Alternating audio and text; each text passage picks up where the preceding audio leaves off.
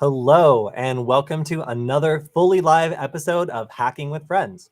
My name is Kody Kinzie. I am a security researcher at Varonis, and I am running the show by myself today while having an allergic reaction to my roommate's cat. So I put on a hat immediately before setting up the studio, and then when I was getting ready, I realized that my throat was closing up and I was starting to get all splotchy. So I think I'm fine, but if I look a little redder than usual, it turns out we have the most allergenic cat I've never been allergic to a cat before, but this cat is incredible. So I put the hat fully on my head and now I feel very stuffy, but I think I should be fine. So anyway, appreciate you guys rolling with me on the weird start time. I just needed a little bit of time to sort that all out. Good to see a lot of people on the stream today, and I have some cool and interesting stuff to show off. Good to see James, and I understand it's a little, we're trying out this time slot, but if you're interested, then make sure to subscribe. And also, there's a lot of really interesting things happening with like OpenAI and data breaches. So I have to shout out our sponsor, Varonis, this week has a really good one. If you go to varonis.com/Kody, Kody, check out the state of cybercrime. It's actually really, not actually, but it's always a really good one, but there's a lot in there this week. So check it out if you're interested in catching up, or also catch us on Friday, where we'll go through the hacking news of the week right here. Okay, so we have a lot to go through. I had a couple tweets that really took off this week, and I want to make sure people have a chance to ask questions and stuff about that. And then also there was some cool things that I just kind of found on Amazon that I wanted to shout out as just being interesting and weird. So let's go ahead, and I want to go ahead and show this first thing. This is what I called a flopper zero. So I wasn't sure if this was like a flipper zero clone, because I mean, okay, look at the colors, look at the button layout. I assume that that was a circular D-pad. It is not. It is not a circular D-pad. So I have it here. This is a Lily Go. Yeah, Lily Go.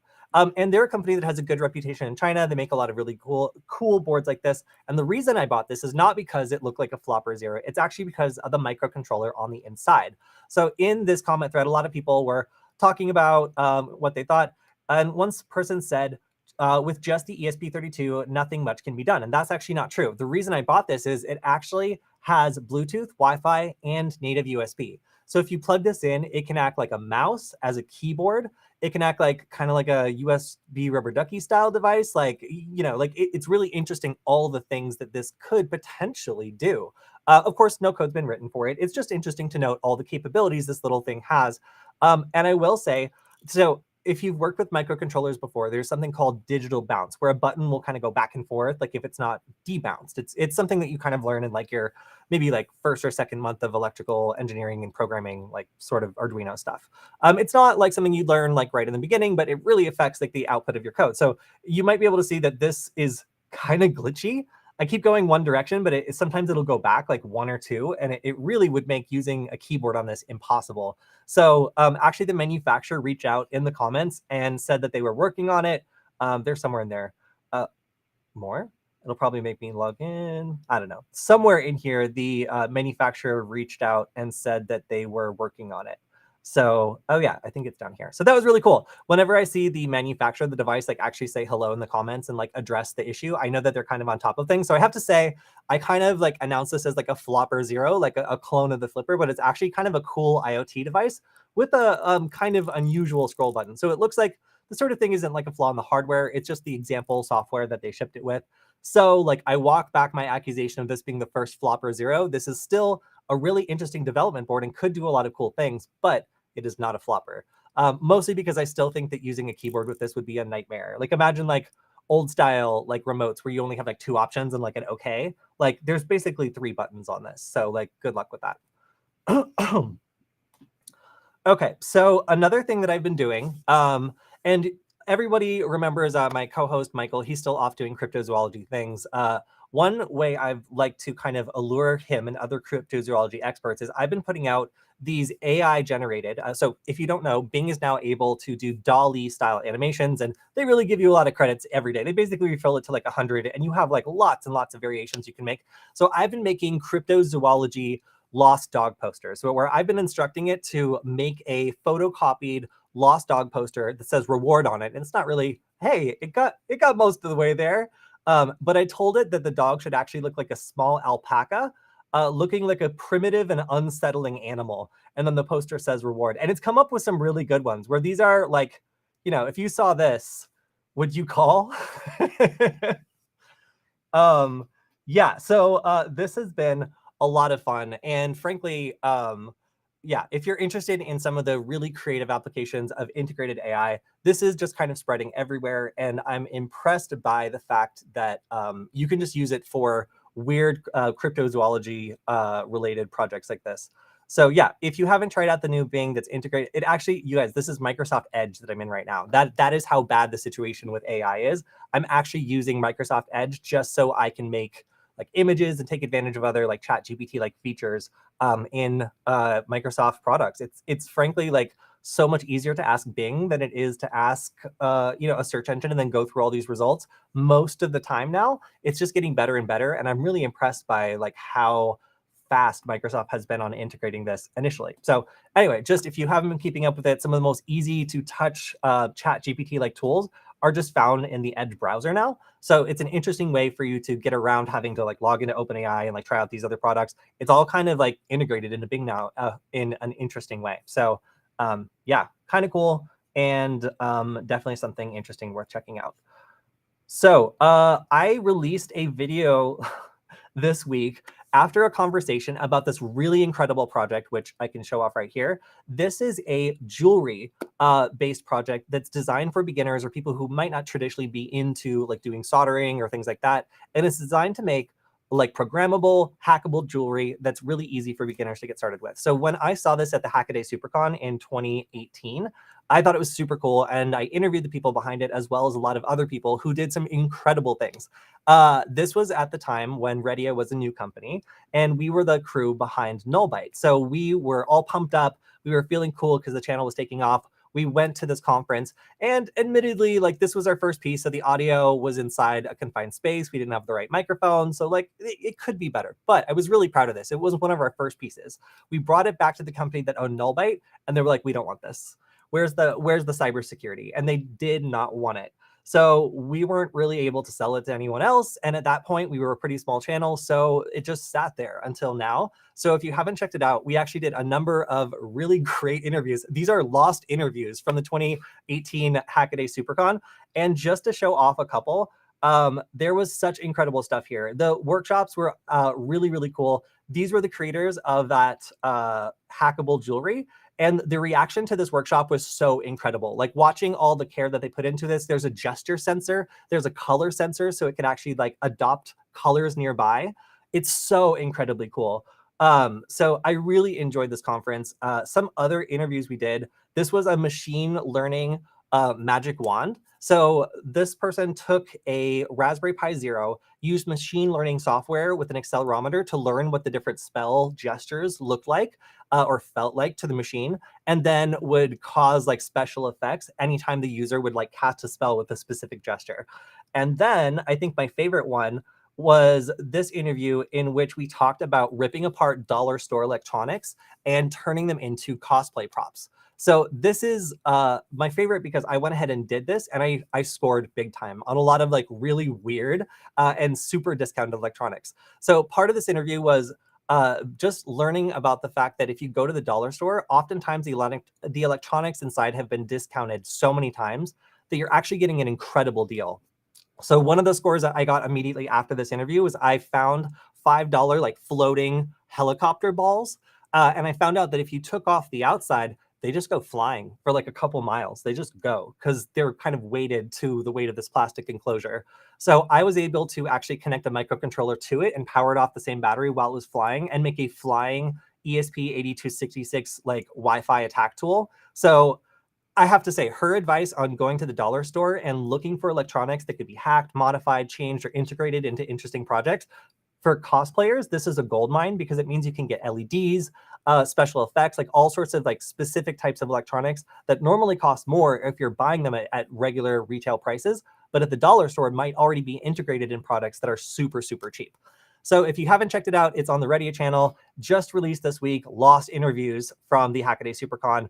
I really thought that this was an incredible conference and that you should check it out if you haven't seen some of the creators that were featured there. So feels really good to finally release this video. I don't know, frankly, at a certain point, like, I don't know why we didn't just release it, aside from the fact we were like a little channel, but it was really cool revisiting this conference. And frankly, it was probably my favorite Hackaday SuperCon, even though I've been to several at this point. So Um, what was the name of the gadget similar to by the way, of course this is live. So if you guys have any questions, please shout it out. So I was calling gadgets similar to Flipper Zero a Flopper Zero, but also, I mean, some people have compared like the Ponagachi to the Flipper, although they're kind of based on different types of boards. Like the Flipper is a microcontroller. It doesn't run an operating system, whereas the Ponagachi is actually Raspberry Pi Zero. So if you have a more specific question, I'm happy to try to answer it. Is cryptozoology the study of animal NFTs? No, it is the attempt to discover Bigfoot, which, by the way, a lot of people have been talking about banning, like TikTok and like the threat that it poses. I have to say that there's some really good cryptozoology content on them, on the TikToks. One of which everybody should be aware of in the debate is Sasquatch. So if you have wandered through the woods and thought you heard a rustling and the sound of sax, this is probably exactly what you were encountering at that point. And if you shut down TikTok, then it's going to be that much harder to discover Sasquatch. So he plays the sax, he's a Sasquatch, and he's on TikTok. So that's my only argument for TikTok at this point. So, take it as you will. All right. Other questions? I'm going to go ahead and go on to this one. So if you do electronics, you might remember that you've been instructed to, check the polarity of a capacitor beforehand. This is why. So in my electronics class at Pasadena City College, our professor went ahead and showed us, because, a lot of people weren't paying attention and would just do it anyway, and we'd get a little puff of smoke, exactly what would happen if you connect a capacitor, especially at a high voltage, the wrong way. So this is a capacitor that is, of course, both over voltage and also backwards. But you can see that having that explode in your face, that was not a very big capacitor. It was a size like smaller than my pinky. There are much, much bigger capacitors that we use for projects that need to be put in the right way. So while electronics is fun, little reminder that it can also be dangerous, because this was something that stuck in my head and prevented me from ever making that mistake, at least with capacitors. Anything else, I hate LEDs. I don't care about them. I will burn them out. It doesn't matter to me. But capacitors, I have respect for because they can fight back. How is it possible to obtain Flopper Zero? Hey, that's a great question. So if you are interested, again, apparently LilyGo has a really good reputation on the Chinese market. Naomi Wu got into my comments and mentioned that they tend to do really good work and she knows the team. Kind of about somebody vouching for them generally signals to me that it's a good team and someone worth supporting. So if you are interested in testing out the Flopper Zero for yourself, let me find it. They actually replied in the comments, and I will make sure that you have the social media link. Although I will say that this is available on Amazon. So that's where I bought it. If you look for the ESP32S3, this is one of the boards that pops up.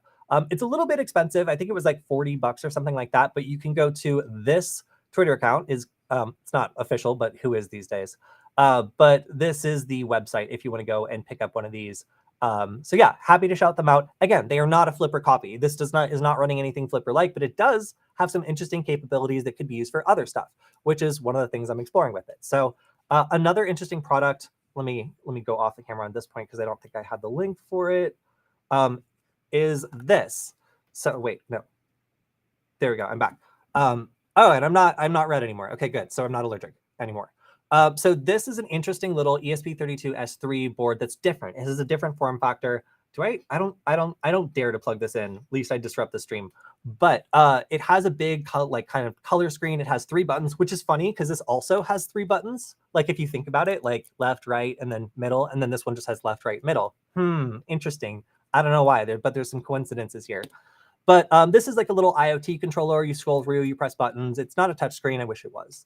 But it uses the exact same microcontroller, and it's a demonstration of what you can do with this chipset. And I could see this as like a Bluetooth connected or Wi-Fi connected IoT controller for lights or sensors or all sorts of complex things. Whatever you want to do. And I was pretty interested in it. So I grabbed it because Espressif, the official manufacturer of the microcontroller, this is one of their development boards, and they tend to be a little bit better thought out. And I can usually assume that they're going to be in Arduino IDE. That's really for me, the biggest benefit of buying directly from the manufacturer of the underlying chipset is they have a pretty professional production flow to make sure that if you're developing on this board, it's supported somewhere and the instructions are available. That's not true of everybody. So if you want to have like a good experience with a microcontroller, it's kind of good advice to like check out these dev boards and make sure you grab one that's supported in like Arduino IDE and like CircuitPython or things like that. And I thought this one was cool. I don't know if this is supported in CircuitPython. I hope it is. That'd be really cool. But I can assume, I haven't checked yet, that it is supported in Arduino IDE. So I was hoping it would turn on, and then I realized it doesn't have a battery, which is why it was able to be shipped for so cheap. So yeah, interesting little board. This is called the ESP32S3 Box Lite. Again, it's more of like an IoT controller. I would put it in like exactly the same class. I would even say these are like different form factors of each other, except this one has a slightly bigger screen. Kind of cool though. So if you're interested in these microcontrollers and like developing on them, again, they have native USB, which means they can pose as a mouse, as a keyboard. They can do scripting, really cool. They also have the ability to have Bluetooth. So if you wanted to write like a mobile application for it, that's pretty cool. Anyway, so really cool microcontroller stuff coming out. And then finally, for some reason, these drone gift droppers have become like really popular lately. I just wanted to kind of comment that like on Amazon, you can just go ahead and get one of these droppers that just opens and closes a pin on the bottom, which kind of like perfectly allows me to, I don't know, put like part of this like scale model of like the little boy, like, or no, this is the fat man, I think, nuclear bomb in here. And then let's see. Oop. Oh, okay. All right, so that's interesting. I'll try this out later. But again, some interesting electronics and like hacking stuff available on Amazon right now. So kind of interesting and cool. Okay, I'm going to go through and take a look at some of the questions. Because I am in fact live. And oh yes, I'm glad that somebody else is also a Sasquatch enjoyer. The state that I currently live in is Sasquatch is pretty much the mascot. You see it everywhere. So I also have had a bunch of orders in our store from Sasquatch knower. So if you're out there, Sasquatch knower, I'm with you on that. One of my very good friends is a cryptozoologist. All right, so here's a good question. Do you separate your computers based on usage, not just operating system, but the actual purpose of the computer, like gaming, infosec, personal work, etc.? Yes, you absolutely have to do that. So there's a really good reason why you have to do this. If you are into hacking and security and whatever else, you are a huge target because you're low-hanging fruit. You are going to be downloading a bunch of sketchy stuff, and your virus detector is going to be going off all the time because you're setting it off. So your security posture might be overall maybe a little better than average, but you're also going to be doing more risky stuff. That's just fundamental. So separating anything sensitive you might be doing for your work, for your school, or anything that would get you in a lot of trouble if it were taken over from all the like sketchy stuff you're doing and learning while you are, like going on your cybersecurity journey. There's a lot of supply chain attacks that specifically target like cybersecurity learners or security researchers that are like changing or taking over an open source library that's a common dependency in like a cybersecurity tool. These are really easy ways to attack someone who is maybe running a fork of the official version of something that gets taken over. So make sure you segment your use if you have anything that you're doing. Of course, a virtual machine is also an alternative here, but it is a harder target, I admit. And at an absolute minimum, you should be creating a virtual machine when you're running like sketchy stuff or things from a GitHub repository where you don't really know what's going on with it. You don't know the author. It's not a company. It's just like some guy. Sure, run it, try it. But like I, for one, like to do it on my Google Cloud Shell account or something, or like a throwaway Google Cloud Shell account where I will make Google servers take the hit, if something goes wrong. There are some really great free resources out there for like, getting access to a virtual machine to run like a sketchy like OSINT tool where you're not sure. Like earlier, I actually used Google Cloud Shell because I used ChatGPT to write a script for me to convert Ducky script to a different scripting language. And it did a pretty good job, but do I trust it? No. Do I think that it might have been, maybe manipulated to like do something wrong or delete all my files, or it might just be dumb and do it by accident? Yes. And I'm worried about that. And you should be too. So if you're running like insecure code, point of case, like anything from ChatGPT, that should be run in a virtual environment, and you should not run it on anything that's like, personal. So my company actually just released a policy on ChatGPT saying, hey, like, don't be dumb about this. Don't like put code directly into the product. Don't take product code, put it directly into ChatGPT. Like all this stuff could potentially be breached. That's a really good piece of advice. If you take code from ChatGPT, it can do really insecure things. So if you are running it on your computer, you might actually make yourself more vulnerable and have no idea because it is not an expert. It's just trying to do stuff that feels right, and it's not very good at that all the time. So just a little piece of advice when it comes to like threat factors or like threats that might be emerging. Like ChatGPT and insecure code is a big one because people just copy and paste that stuff. So if you're someone who does that, be extra sure to segment your personal stuff, segment your work stuff, because you are in a risky user category where you're running potentially insecure code, maybe even relying on it. And you might not know all the ramifications of what you're running on your own computer sometimes, which was the case for me. So I just did it on Google Cloud Shell, and there was no problem for me. Anyway, I don't know how Google is doing. Probably fine. All right, so another question. What about taking it to the next level by using a Raspberry Pi and installing an Android system with Kali NetHunter along with software for NFC and RFID? Indeed, yes, I like the solution. So if I've done a lot of videos, you've probably seen them on Nullbyte, about creating like an ethical hacking kit, and they usually center around the Raspberry Pi for a very good reason. It has just the right amount of resources to do like 80% of what's on the menu in Kali Linux that matters. All the networking stuff, all the other stuff, it can do that pretty well. So when I do, like, I'm going to RSA and creating a Wi-Fi hacking duel game, and each contestant is getting a command line only version of Kali Linux running on a Raspberry Pi. Why? Because it's super easy to work with. It's extremely consistent. It used to be cost effective. I fortunately have a couple left over. But it is more expensive now than they used to be. But frankly, I would say if you're interested in getting into like nested attacks against NFC, like this commenter is saying NFC and RFID. Yeah, the flipper zero's limitation. I was gonna hold this up because I thought it was a flipper. Um, the limitations of the flipper are it can't do like high computational like tasks like nested attacks for NFC. So if you have an NFC key card that's used for like a hotel room or like a building, typically it's encrypted with a certain key, and you can attack that in a certain way with like what's called a nested attack, but it's computationally expensive. So for Raspberry Pi, it'll like struggle through it. It'll take a while, but it'll get it. And that's great, because in a lab environment, that's really all you need. You need like a specialized computer. There's stuff out there that's expensive that specifically does this sort of thing and is tuned towards it, but you can do it with Raspberry Pi. And in a lot of cases, you'll find that the building or the hotel uses the same key to encrypt all the cards. So at that point, you can just read them and copy them arbitrarily. Super cool. The Flipper can't do that. Although the people from Flipper responded to a question on one of my Twitter threads and said that they were looking at adding that and basically making it so you could plug it into your computer and tether it and do like a nested attack that way. At least that was the implication. So again, this is from like somebody who's on the Flipper team, and I haven't seen that feature, but it would make a lot of sense to me because it's where they kind of fall short right now. So my speculation anyway would be based on that comment that they're probably working on upgrading the Flipper to have like NFC attack abilities. In the interim though, a Raspberry Pi will do you just fine and will work as a really good lab. Yeah.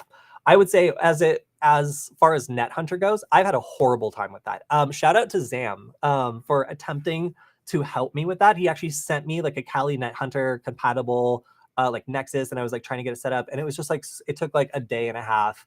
I got so frustrated by it. So yeah, I was really irritated by that. We're not talking about LilyGo anymore. We're gonna turn that off. So yeah. All right, I hope I answered your question. I did not have a great and smooth experience with Kali NetHunter, but I always do with the Raspberry Pi. And frankly, SSHing into that thing, like having a hotspot set up so it connects to you on startup and then you SSH into it, or vice versa, it creates an access point and you connect to it. There's lots of ways of doing it, and that's the way I did stuff for years. I find them to be a really effective tool for cybersecurity. So can't recommend Raspberry Pis enough if you can find them for an affordable price. Let's see. All right, so we have a comment. In addition to segmenting your workflow, it's fair to say that if you're working with or investigating hot property, that you should look into throwaway storage devices to host your VMs on OSs on. Yes.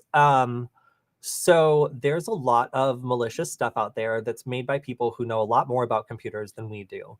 And as a matter of precaution, if you were to work on something that's someone else's stuff that's potentially compromised by an unknown level of sophistication, you have to assume that it could spread in ways that are difficult to detect. So if you are in like incident response or threat detection, like that sort of thing, and you're like working in a VM that like, or attaching storage that could be like hot, or otherwise like infected, and it could be some sophisticated malware we haven't seen before, or it could be super run-of-the-mill stuff.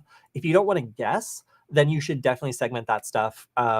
And there's ways of doing that, like running it off a USB drive or something like that, and accepting like slightly slower performance. But if you go to some of these security conferences and you make videos like I do, then you're automatically press. And if you can get into the press room, there's unlimited USB drives, most of which are probably infected. And I just take them and then I connect them to a throwaway computer and just erase them all. And then those are my backup drives. I have like, I'm looking at a drawer full of like 50 of them because I want to protect the journalists from all those nasty, bad USB drives that they're too dumb to know not to take. So I put myself at risk, gathering them all up and then taking them home for myself. You're welcome.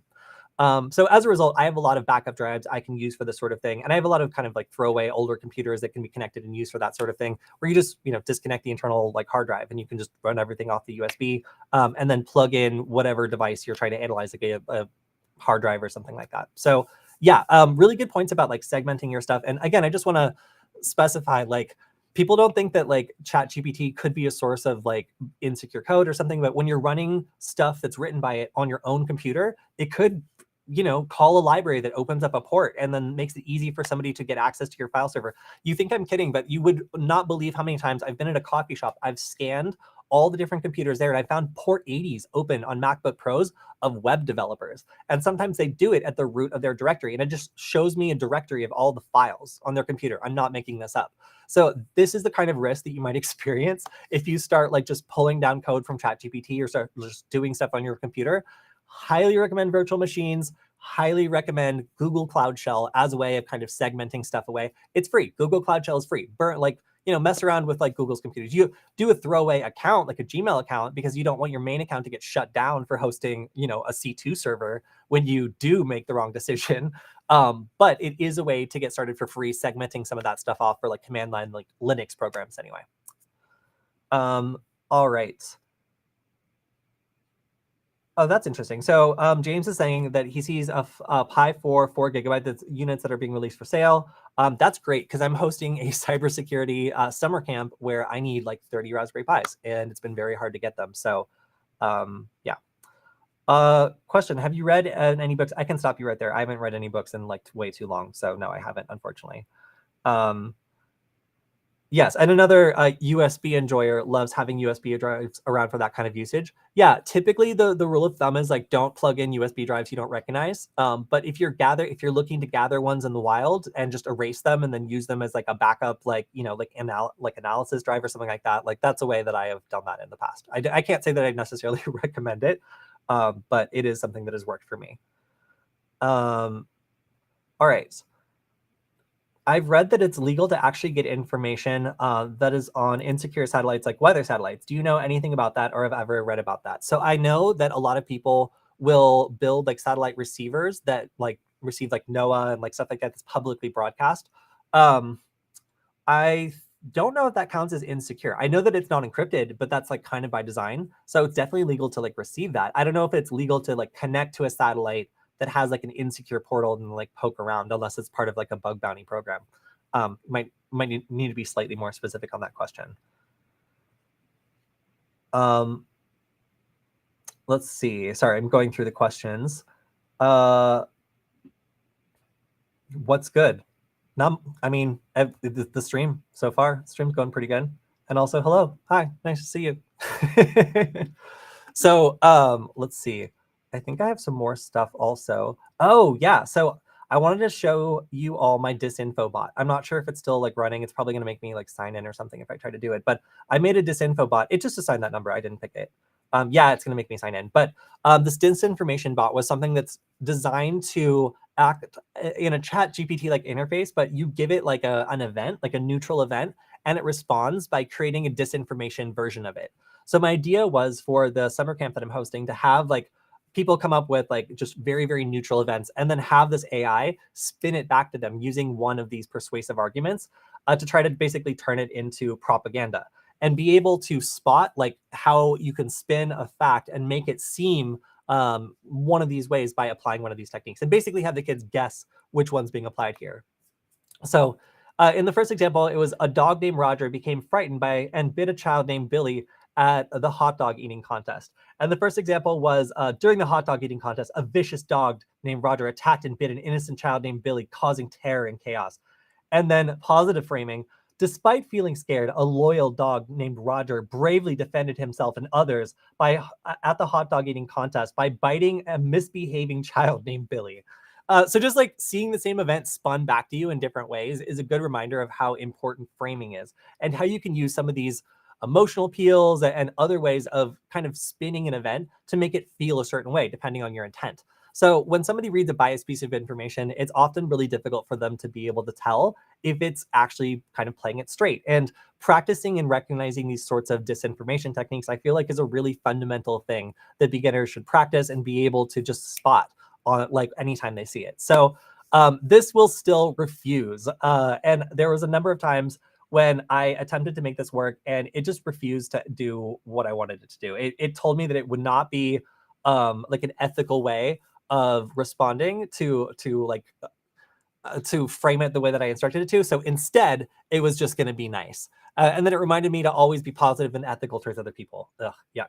I mean, yes, of course. I'm glad the AI knows that. But, and I guess on some level, I am kind of glad that it's not this easy to just write a bot that makes everything it reads hateful and then just reposts it. But I mean, it kind of was. It still works about 75% of the time. And for educational purposes, I think it's fine. But if you want to create one of your own bots, this is actually a really interesting tool that I found where you can use ChatGPT or Claude or a number of other APIs to create your own bot and then give it prompts and have it interact in specific ways. So if you've been interested in the potential of creating a bot yourself, then Poe.com allows you to get started really easily. I signed up in like 5 minutes and made this early version of the bot that was very refusey, but still like giving me pretty decent results. And then eventually worked with the prompt to be able to get better and better results until it is where it is now. So I'm going to be proposing this as one of the things that I'm teaching for the summer camp, just to teach, again, like how easy it is to spread disinformation and what it looks like. So if you're interested in it, you can get a free account and you can try my disinformation bot. And please give me feedback. If you try the disinfo bot and it works well for you, or if you find its limits and have a suggestion for a better prompt, you can make your own bot and test it out. Then send me your bot. I'll check it out. And if it works better, then I'll use that at my workshop instead. All right, so another question. Do you have any experience with homemade IMSI grabbers looking for a project to start soon? Oh man, that's one thing that I've really super been interested in. So for those who don't know what it is, this is basically like a sim, well, okay, it's like a little stingray basically, where you're trying to grab local cell phone signals and pass them through by pretending to be like a cellular gateway. So this is fairly easy to detect. Like, for example, a bunch of war drivers using Wiggle.net or Wiggle Wi-Fi in their Android phones were able to comb through data and discover a bunch of stingrays, I think in like Seattle, by just driving around and looking for the cell towers that appeared and disappeared. So if you're doing this, this might not be as subtle of an attack as you think. You might be the only cell phone tower that is appearing and disappearing at your location. There's actually a lot of people who do war driving using their Android phones, which specifically also looks for cellular towers and reports their general location, signal strength, and all that stuff. So before I tell you anything about this, I just want you to maybe reconsider a little bit and make sure that you're cool with that. If your place of residence were to appear as a cell tower that was turning on and off, potentially intercepting other people's cell phone calls, just be aware this is an unusually noisy attack. So for sure, you can definitely do that, but be careful. So there are, I think, a couple different projects out there for the Raspberry Pi that do this. I haven't done them myself. I just know that as a war driver, what you're proposing is actually something that would like light your property up in terms of like suspicious activity. So if I wanted to like make a list of all the people that are like operating amateur IMSI catchers, like it would be relatively easy to do that in any city that has relatively good traffic and a lot of war drivers, like Los Angeles, for example. So if you are not scared, proceed.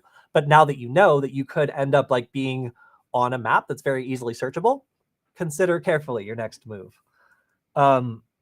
Let's see. Oh my gosh, this is such a relevant question for my generation. Which is better, Power Rangers Mighty Morphin or Power Rangers Turbo? I don't want to start a war here, but the one with Rita Repulsa. I don't remember which one that was, but that is the real Power Rangers, just so that we're all on the same page. All right. Next question. Can you create for us and get the links to the things you show and tell? Yes, I am supposed to do this. Typically, that was Michael's job before he went on to other things. And admittedly, I've been falling behind because I'm preparing for the RSA conference, but I will try to do this. It's usually like a 20, 30-minute process. I have to go back, do chapters and stuff. If somebody were to do that in the comments, I would certainly pin it and then add links. But yes, I will get on that. It's just a lot of production stuff kind of in the background. Let's see. Okay, another ChatGPT question. Have you tried the unlock mode for ChatGPT, which allows it to answer some questions it usually wouldn't? I'm not sure if you've mentioned it before. No, I haven't. So I've been playing with the OpenAI playground to just kind of like get a handle on that and kind of like play with different prompts. But frankly, I was so distracted by like the Llama leak and like running Llama like locally on my computer, which if you haven't tried it is super cool and the best bit of like cyberpunk drama that I've heard in a while. The fact that the people behind that project, Dalai, were willing to like create a new protocol on top of Bitcoin to keep the magnet links available for you to download these leaked AI models is so funny to me. Anyway, I digress. So I kind of got distracted with that and haven't played with all the OpenAI stuff that lets you as a researcher kind of like do some things that it wouldn't normally do or is a little bit less dumbed down. But I'm super interested for projects like, again, like building educational bots that show examples of disinformation with appropriate tags, like stuff like that. Like I just need to neuter it itself, like in prompt, so it is aware or has some sort of like. Frankly, no, I just need to make it hallucinate and forget the rules and then do what I want. That's what I always make it do, And they're making it harder and harder, but getting an AI to hallucinate and then throw off its chains and do stuff it's not supposed to do is like a fundamental early problem with AI that's still fun and easy and relatively successful to exploit. When is the camp? So the cyber camp that I'm doing is going to be in July, after the 4th of July. And we just designed like a custom cat shaped circuit board that's like a little cat face that is a color tuner. So what's cool about it is it allows you to like solder in 2 eyes for the cat and then adjust 3 knobs on it to tune red, green, and blue to customize the color that your cat's eyes are glowing. It's a little badge that campers can wear. It's like a little beginning soldering project that our friend Angelina Tsosobi made. And it is so incredibly cute. I can't wait to show you guys. It's coming in later this week. And I think a lot of people are going to enjoy like putting it together. So yeah, we've been working on a lot of stuff for this camp, and I will share more details once they're more official. Let's see. Can a small battery pack be enough to run a Raspberry Pi Zero? Definitely, it definitely can. Raspberry Pi Zeros are really easy to work with because they don't consume a lot of power, and of course, like the USB style battery packs are like more than enough, even the small ones, to run them for a pretty good amount of time. They're pretty power efficient. Of course, if you're doing Wi-Fi stuff, then that might not be the case. But yeah, Raspberry Pis are relatively easy to run on a battery, but don't expect more than like a day and a half or so. Like, like even a day or so. Even a day or so is kind of a lot to expect from, a battery pack connected to a computer.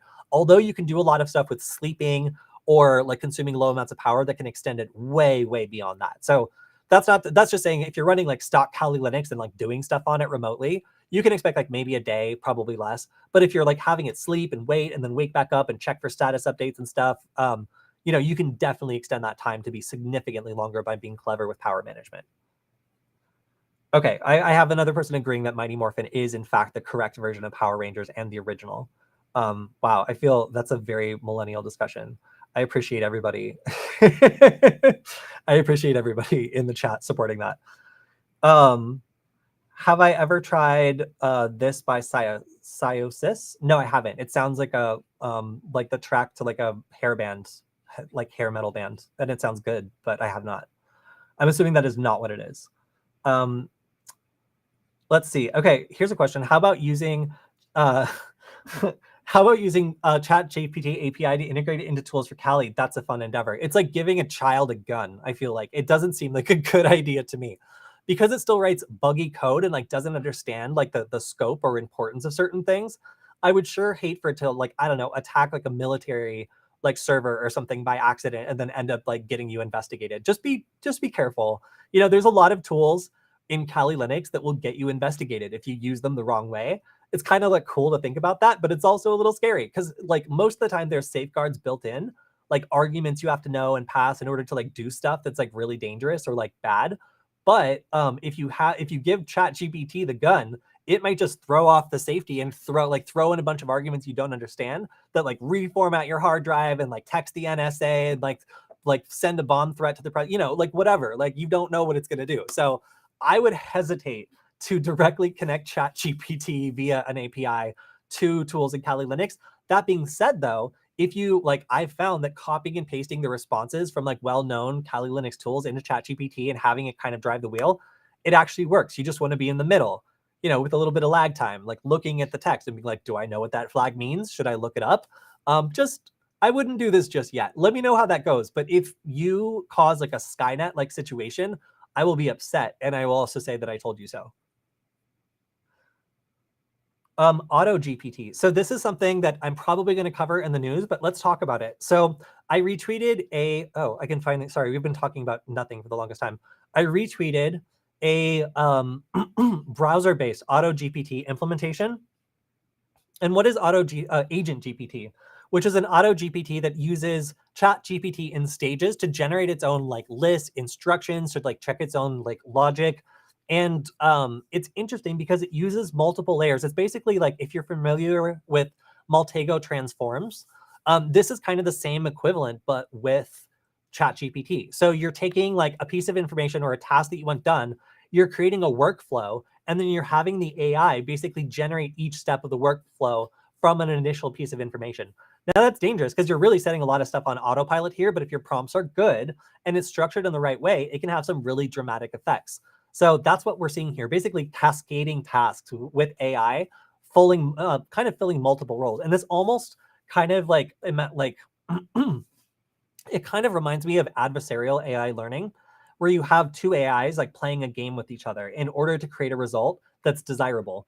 So like one of them will try to trick the other, or one of them will work with the other. And this is a process of kind of training between the two that takes what one thing is capable of doing and has a second AI or a second prompt, like a kind of interact with it and test its theories, like cause it to like, you know, write them down or explain its reasoning and then correct it if it's wrong. These are chains of logic that allow us to get more robust results out of these AI tools that are still very new. So it's a really interesting thing to check out if you haven't already. It's probably one of the top things on my to-do list of things to watch before the Friday stream. So if you're interested in like developments in AI, Auto-GPT seems to be kind of on the bleeding edge, and you should definitely check it out. If I add the links and timestamps, can I use that as a on my resume as an internship? How about this? If you do that, I will make you a moderator in our new Discord community, and you can say that you are a community ambassador for our brands. And that is as ambiguous as you could like, because it's unclear if you were paid, unpaid, if you were an intern, exactly what you were doing. But I will still say that you did a lot of work if someone calls me. It's a deal.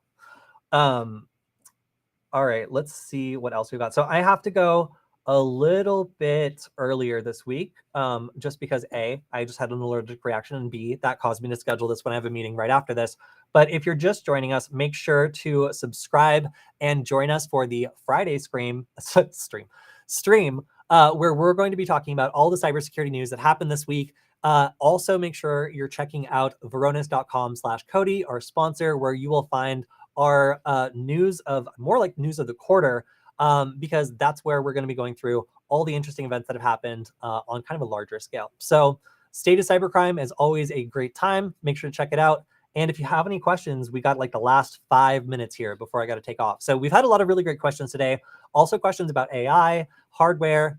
So yeah, I will try to drop the link. Well, no, I will drop the link eventually to this not Flopper Zero here, the Lily Go. As I mentioned, really cool to see the native USB, like all that other stuff. Like it's frankly a really cool tool.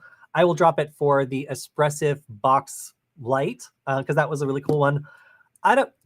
You guys can Google this one. I don't know that I'm gonna do the gift dropper. That's on you guys. It's on Amazon. That's all I'll say. The gift dropper.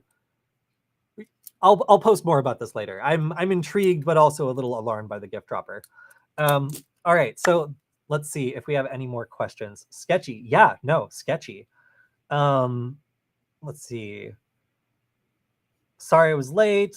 That's okay. That's okay. Oh, no, I'm late. It's okay. So if you're just joining us, I put on a hat that my roommate's cat had been sleeping in and had a full-on allergic reaction with like hives. So you're totally good. I started the stream late as a result of that. You have not missed much. So I've gotten this question a lot. Do I have a Discord community? I've decided to do it. So for a long time, I've been part of other Discord communities, and frankly, I've been a little disappointed by how most Discord community goes. I really struggle to find like successful, like useful communities, but I found a couple of good ones that I think make a good model. And my favorite probably is the Adafruit Discord community.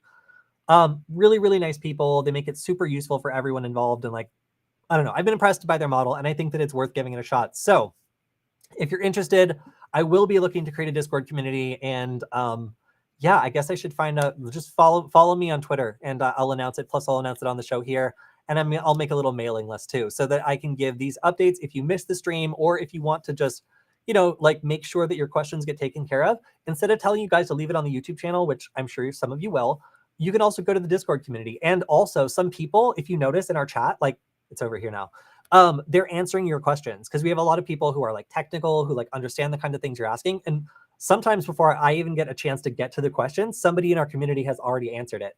So yeah, I will be starting a Discord community based most on how many times I've gotten this question, because you guys all deserve it, and I feel like it would be pretty active. So yeah. Okay. So we will see you again on No Mastodon Love. Hey, I'm on Mastodon. Of course I cross post a lot, so that's I haven't fully switched over. Twitter, I'm not the biggest fan, but I do have a pretty big reach on there. So trying to get people over to Mastodon, but it's just, it doesn't give me the dopamine hit that like Twitter does yet. They need to up the brain drugs from Mastodon is my only complaint. It's the Linux of social media is all I'll say about it, for all the good and bad that means. But yeah, so I do love Mastodon very much. However, I will also make sure, yes, you can. Of course you can have mod. You've been here for how long? You asked such great questions. Yes, you can be a mod in the new Discord server. I want, active people who are enjoying helping others and like the community here. So yeah, I want to give a shout out to Gerald at Simply Cyber. He's really inspired me to do a lot more of these streams and be a lot more interactive with the audience, and kind of just like hang out, not be so stressed out about presenting all the time. So just want to thank him and all of you for making this really fun and getting to connect with all of you every week. So as always, shout out to our sponsor Varonis for making sure we get to do this every week. They are fantastic in letting me do basically whatever I want. And I will be at the RSA conference. So if you're getting dragged there too, I'll be in a big bright mask trying not to get a cold, because last time I got pink eye. So I'm going to be doing my Wi-Fi dual game. It should be super fun. If you're there, make sure to stop by, check it out, and say hi. Just if I really just don't want to get pink eye. So anyway, I will see you all on Friday, where we go through the Wi-Fi hacking news. I think Killian is going to be joining us, and a lot of interesting stuff has happened, including those leaked US military documents, which we'll talk about. And we will see you then. And since I'm in charge now, I got to roll my own graphics. Hope I get the right one. See you later.